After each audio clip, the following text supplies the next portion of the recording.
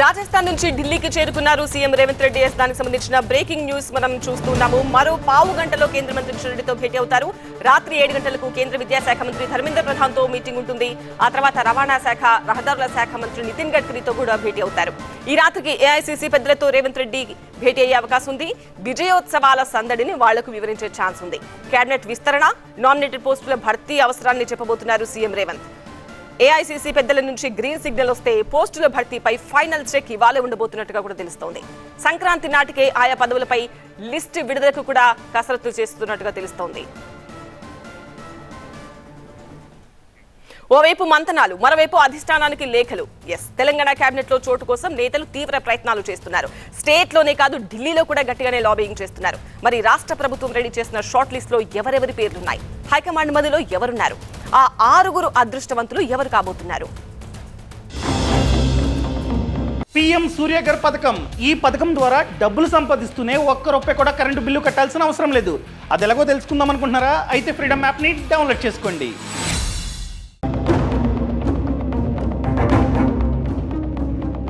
కాంగ్రెస్ ప్రభుత్వం అధికారంలోకి వచ్చి ఏడాది పూర్తయినప్పటికీ సీఎం రేవంత్ రెడ్డి సహా మరో 11 మంది మంత్రులతోనే ప్రభుత్వం నడుస్తోంది.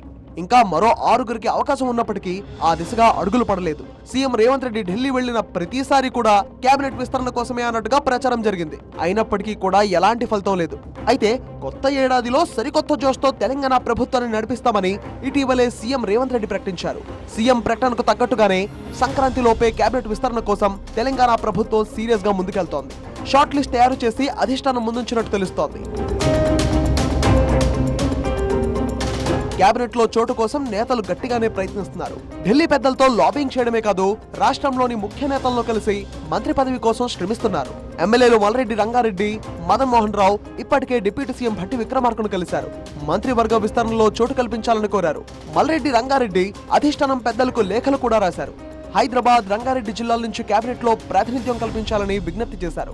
రంగారెడ్డి జిల్లాలో గెలిచిన ఏకైక ఎమ్మెల్యేనంటూ లేఖలో పేర్కొన్నట్టు తెలుస్తోంది. ఇటు ఉమ్మడి ఆదిలాబాద్ నుండి ప్రేమ్ సాగర్ రావు, గడ్డం వినోద్, గడ్డం వివేక్ మంత్రి పదవి కోసం బాగానే ప్రయత్నాలు చేస్తున్నారు. అయితే వీరిలో ఒకరికి అవకాశం దక్కనుంది. అలాగే నిజామాబాద్ నుంచి పి సుదర్శన్ రెడ్డి పేరు కూడా బాగానే వినిపిస్తోంది. ఇక మైనారిటీ కోటాలో ఫిరోజ్ ఖాన్ మంత్రి పదవి ఆశిస్తున్నారు. కేబినెట్ విస్తరణపై ఇటు డిప్యూటీ సీఎం భట్టి విక్రమార్క కీలక వ్యాఖ్యలు చేశారు. మంత్రి పదవులు ఎవరికి ఇవ్వాలన్న విషయంలో హైకమాండ్దే తుది నిర్ణయమని స్పష్టం చేశారు ఆయన.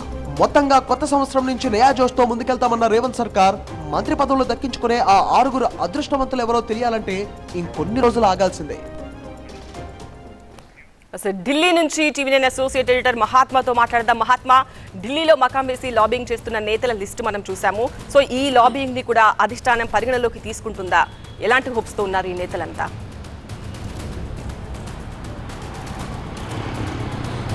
నేతలైతే తమ ప్రయత్నాలు తాము చేసుకుంటారు. ఎలాగైనా రాష్ట్ర మంత్రివర్గ విస్తరణలో చోటు సంపాదించాలన్న ఆశ చాలామందికి ఉంటుంది. ఆ క్రమంలో వారికి ఉన్న బలాబలాలు అవన్నీ కూడా రాష్ట్ర నాయకత్వానికి చెప్పుకోవడంతో పాటుగా అధిష్టానం నుంచి కూడా వచ్చి కలిసి వారి ఆశీర్వాదాన్ని తీసుకుని వారి వైపు నుంచి సైతం సిఫార్సు చేయించుకుంటే అవకాశాలు మెండుగా ఉంటాయన్న అభిప్రాయం కాంగ్రెస్ పార్టీలో ఉంటుంది. అందుకే చాలామంది ఇప్పుడు మంత్రివర్గ విస్తరణనే కాదు, నామినేటెడ్ పోస్టుల కోసం సైతం చాలామంది నేతలు ఢిల్లీ బాట పట్టి ప్రయత్నాలు అన్నవి చేసుకుంటూ ఉన్నారు. మరొక 26 నామినేటెడ్ పోస్టులను భర్తీ చేసే అవకాశం కూడా ఉంది. ఇక మంత్రివర్గంలో 6 ఖాళీలు అయితే ఉన్నాయి. ఆ 6టిని భర్తీ చేసే క్రమంలో మైనారిటీ ఈక్వేషన్ అనేది ఒకటి వర్కౌట్ చేస్తారు. ఎందుకంటే ఇప్పటిదాకా ఉన్న ఈ మంత్రివర్గంలో ముస్లిం మైనారిటీ సామాజిక వర్గానికి ప్రాతినిధ్యం లేదు కాబట్టి ఆ కోటాలో ఎవరికి వారుగా మాజీ మంత్రి, సీనియర్ నేత షబ్బీర్ అలీ, ఇటు హైదరాబాద్ పాత బస్తీకి చెందిన ఫిరోజ్ ఖాన్ వారిద్దరూ కూడా పోటీ పడుతున్నారు. వారితో పాటు ఆల్రెడీ ఎమ్మెల్సీగా ఒక పత్రికాధినేత రీసెంట్గా ఎన్నికయ్యారు. ఆయనను సైతం పరిగణలోకి తీసుకునే అవకాశం ఉంది.